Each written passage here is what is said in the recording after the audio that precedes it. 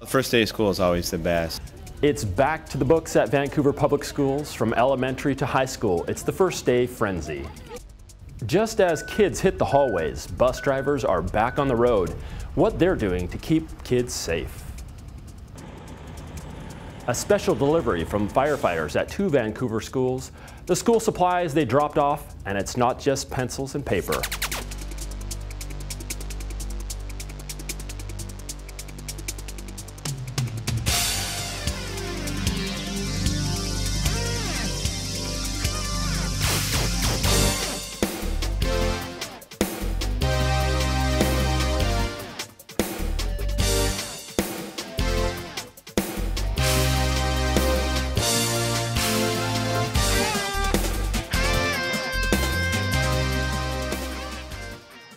Hello and welcome to In the Know. I'm Chad Young.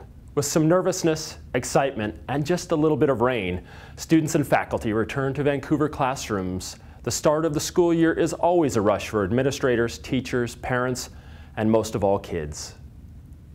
A sea of children, parents, and teachers gather outside Washington Elementary on the first day of school.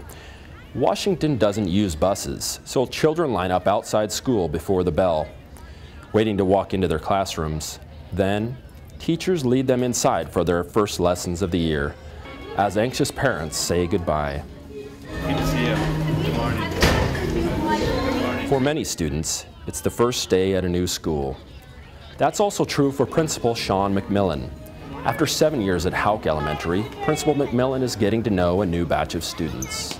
You know, it's definitely a challenge when you're coming in new and you don't really know how things work, but that's an advantage for me in terms of how also I'm communicating with kids is, hey, I'm new too. And we got a lot of kids that are new, so I can help support them a little bit that way too and kind of share their experience a little bit.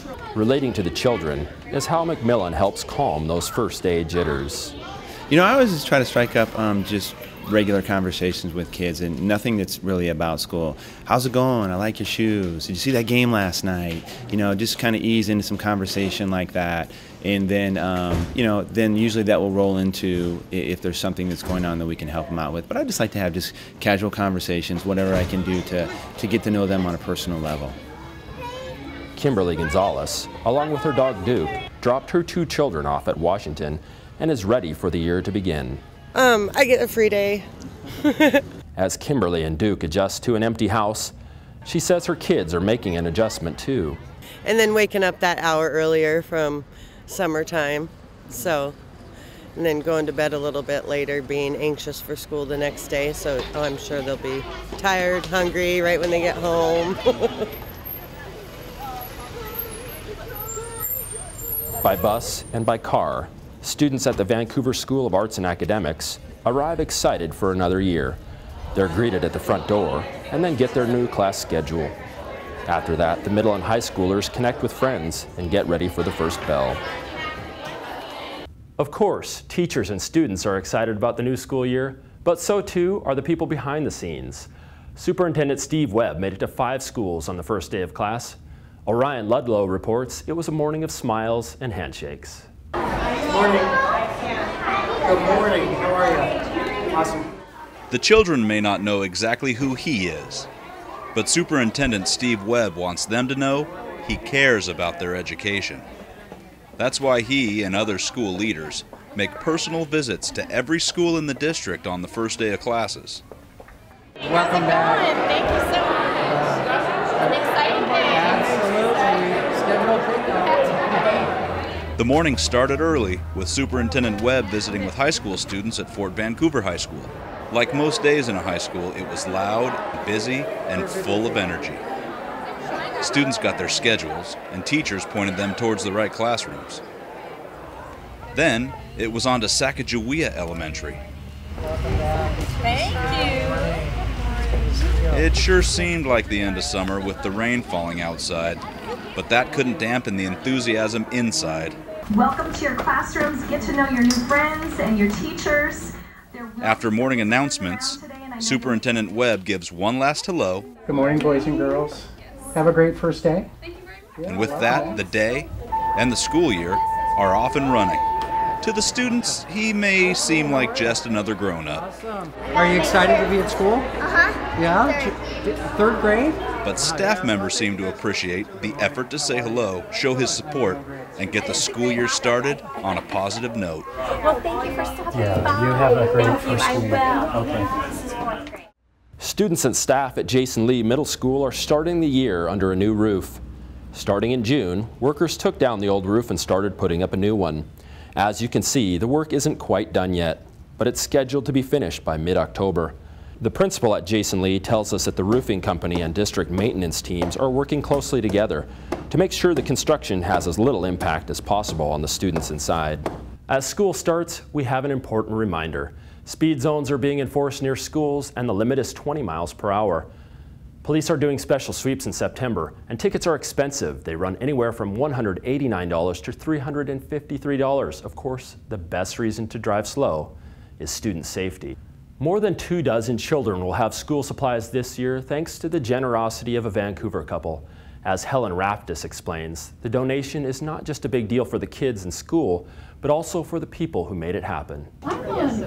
Erwin Landerholm is well known at Fruit Valley Elementary School. The retired attorney has volunteered his time there for years, reading to children and serving as a positive role model. He talks about it every time we drive by the school. Oh, that's Fruit Valley School. It's the new school. It's not the old, he'll always tell me about the old school. It makes sense that Erwin would be so involved at Fruit Valley. His roots run deep in the neighborhood. Yeah, down on 2900 is where I grew up. Before the start of school, Erwin and his wife of nearly 60 years, Debbie, gave more than just their time. They donated 30 backpacks and all the supplies to fill them. That's enough to outfit 5 children per class. Fortunately for us, is exactly about what we need to have enough for our school year this year. Stacy Belke runs the Family Community Resource Center at Fruit Valley and will give the supplies to children who might not otherwise have any. Stacy says this gift is about more than just pencils and pens. The idea that someone's going to give them something and cares enough to give them a new package of pencils is huge in their lives. Erwin, who's 86, suffered a series of strokes in recent years and isn't as active as he once was. So the children give him a gift too. Things that bring him joy now is laughter, children telling stories. Nice people. The generosity of the Landerholms has also encouraged others from his law firm to volunteer. People want to give and volunteer towards vision, and Landerholms really have a vision for Fruit Valley, and they excite other people about Fruit Valley. For In the Know, I'm Helen Raptis. Erwin has a large collection of arrowheads and other artifacts and enjoys teaching the children about the history of Vancouver. Vancouver firefighters come to the rescue at local schools with school supplies instead of fire hoses. They made their delivery in fire trucks, including an antique Seagrave engine. As part of an effort to get kids and families ready for school, the fire department put out a call to the community for donations and got more than $10,000 worth. The response from the community has just been incredible. Every day people are coming to the fire station dropping stuff off, and it's just been fantastic. And it's not just pencils and pens. Captain Schumann and the other firefighters also collected shampoo, soap, shoes, and other necessities so that children will be ready to learn. These are things that a lot of us look at as being everyday things that you just, by nature of being, you have. And we have a big population in all of Vancouver that doesn't have that. And so it means it kind of equals the levels the field a little. The fire crews made stops at Houck and Washington where the supplies will go directly to students and their families. And now for our focus on technology. Just about anyone who's used a computer is familiar with Google. You can use it to look up a word, find a restaurant, and in one Vancouver classroom, you can learn about your ancestors. Teacher Greg Ross is using Google Earth, a 3D mapping application, to teach his history students about their ancestors. The students interviewed their relatives about family history, then using Google Earth, mapped out the paths around the globe their ancestors took to get to Vancouver. It's a hands-on approach that makes it easier for students to grasp big ideas. The use of Google Earth, I thought, would be a great way to really have the students internalize the idea of immigration and migration, and to show them that you all came from somewhere. You know, you didn't all come from the same place, and everyone's had different struggles from where they've come from, and different challenges and different types of adversity, but we've all kind of wound up here together. Vancouver Public Schools is giving you a chance to learn about how it's using cool technology like Google Earth in the classroom. We Learn Technology Showcase 2010 is a free event for community on October 14th at Hudson's Bay High School. You'll see live demonstrations of hardware and software that teachers are using every day, and you'll even get a chance to try out some of it yourself. You don't need to know anything about computers to have a good time. Again, it's Thursday, October 14th at Hudson's Bay High School. As school starts, students aren't the only ones who have to get back in the swing of things. Bus drivers, both new and experienced, are going through their paces to be ready for the start of school. We tagged along with the driver and her trainer to see what they do to keep students safe.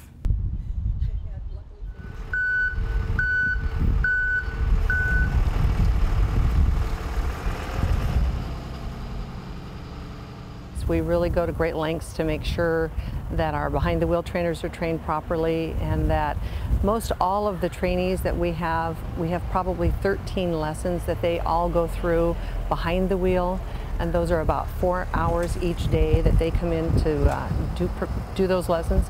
They actually go out and follow a lesson plan with their trainer one-on-one. And we want to, another thing we like to look for in our drivers is they're constantly rotating through all 6 mirrors. Before we get on the road, we're checking under the engine, making sure that we have adequate oil. We're checking all our seats to make sure that all of them are secure.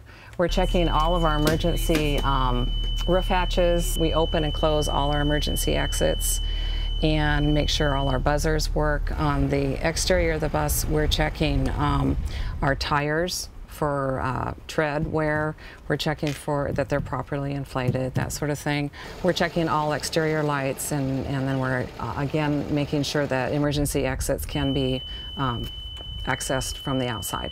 Primarily for this job, the safety of driving the bus, of course, is paramount, but at the same time you need to love kids to do this job. You need to love them and enjoy working with them. It isn't like driving your car, or even a van with your children in the car. It's, she referred to the noise level. It's something that you really have to get used to being able to tune out. But you can't tune it all out, because there's things you do need to hear if there's a problem on the bus. Move to our left here. And you'll want to take note, it's kind of a narrow road.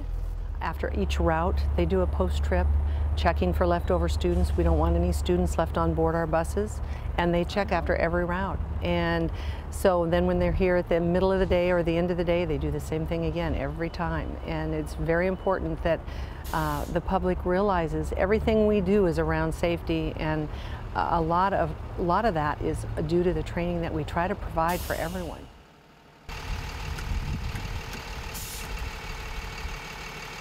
Thanks for joining us today. I'm Chad Young. See you next time on In the Know.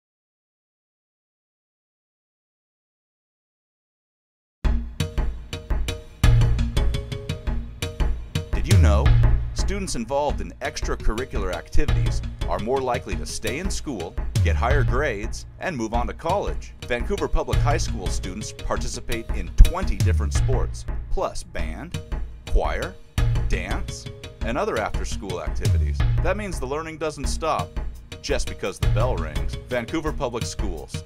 Imagine what you can learn.